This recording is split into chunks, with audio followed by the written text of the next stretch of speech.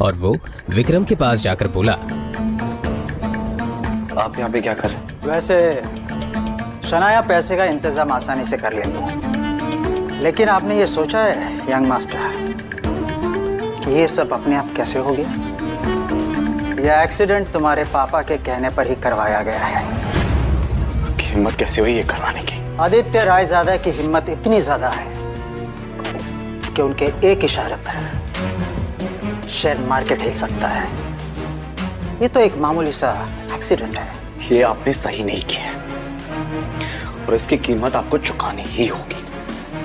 बस 15 लाख की तो कीमत है और मैं वो पूरी देने के लिए तैयार हूं। रायजादा ग्रुप को अपना लो।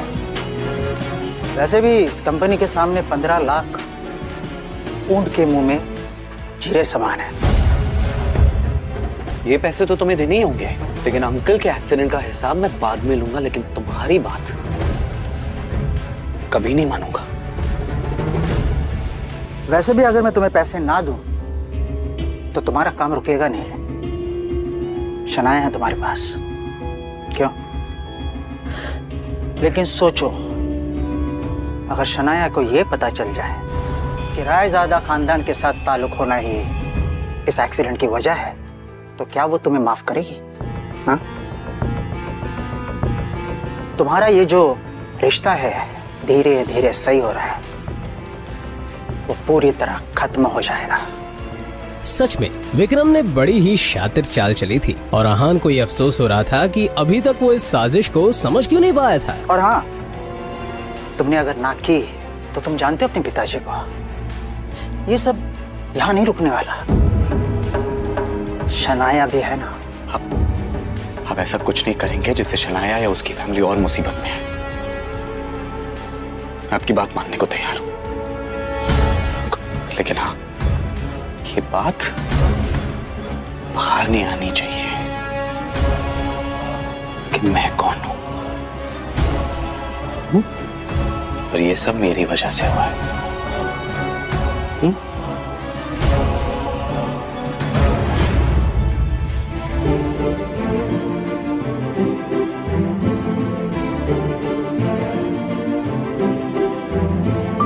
आहान ने शनाया को उसके पापा की हालत के बारे में बताया और फिर जरूरी फॉर्मेलिटीज पूरी करने के बाद उनका ऑपरेशन शुरू हो गया।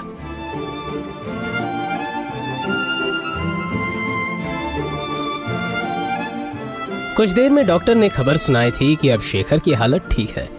ये सुनकर दोनों ने राहत की सांस ली। अब वो मैं पापा के लिए खाना लेकर आई थी, सोचा था उनकी तबीयत बेटर होगी तो उन्हें खिला दूंगी, पर अब आप ही को खाना पड़ेगा।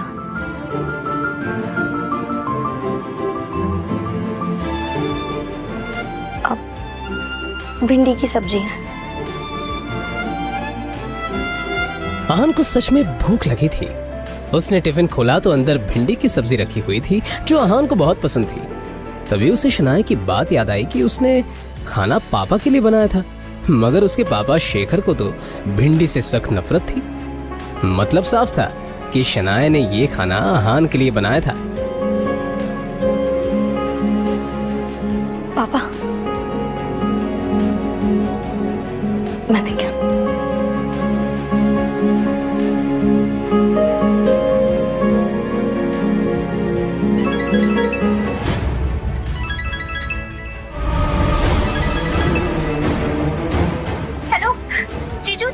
के क्लब में कुछ लोग मेरे साथ जबरदस्ती कर रहे हैं। छोड़ो मुझे। आहान, हेलो। शगुन, ये क्या नया नाटक है? शगुन के रोने की आवाज और गुंडों के हंसने की आवाज आहान के कानों में साफ पड़ रही थी। शनाया, मुझे कुछ जरूरी काम है, मैं बस कुछ ही देर में आता हूँ।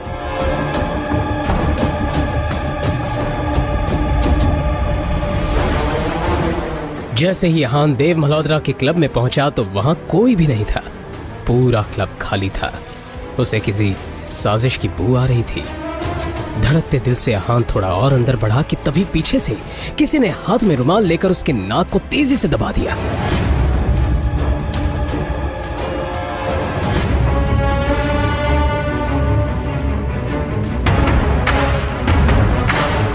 आखिर क्या होने वाला है आहान के साथ? क्या है शौर्य और शकुन की साजिश? जानने के लिए बने रहिए इस कहानी के साथ, सिर्फ और सिर्फ पॉकेट FM ऐप पर।